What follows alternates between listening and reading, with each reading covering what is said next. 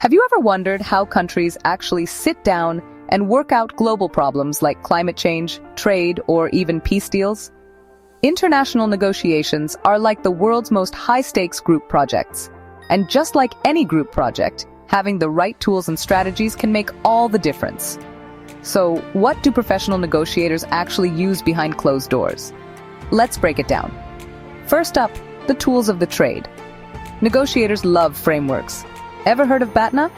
That stands for Best Alternative to a Negotiated Agreement. Basically, it means you always know your backup plan before you even walk in the room. Then there's ZOPA, the Zone of Possible Agreement. It's the sweet spot where both sides' interests overlap. Figuring this out helps negotiators know when a deal is actually possible. But it's not just about numbers and charts. Cultural intelligence is huge. Imagine a US diplomat working with Japanese officials. What's considered polite or pushy can be totally different. That's why negotiators use tools like Hofstede's cultural dimensions, cross-cultural training, and yes, sometimes even interpreters to bridge those gaps. And with everyone going digital secure video calls, document sharing platforms and AI-powered translation software have become staples.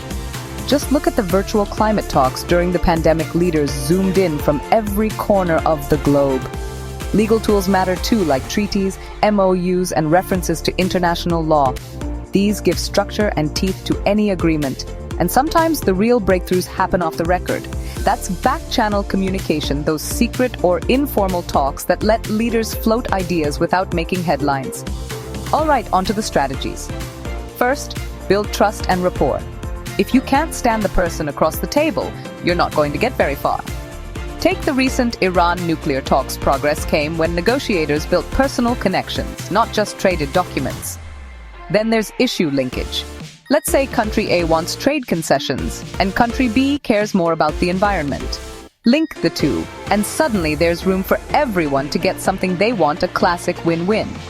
Negotiators also use incremental concessions, making small, strategic compromises to build goodwill. And deadlines?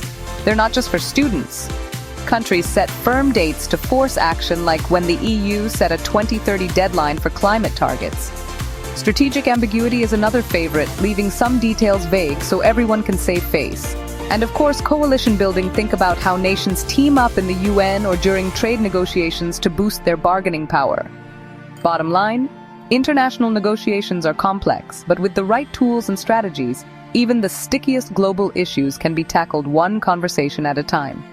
So next time you see world leaders shaking hands, remember behind that handshake is a toolkit as powerful as any in the world.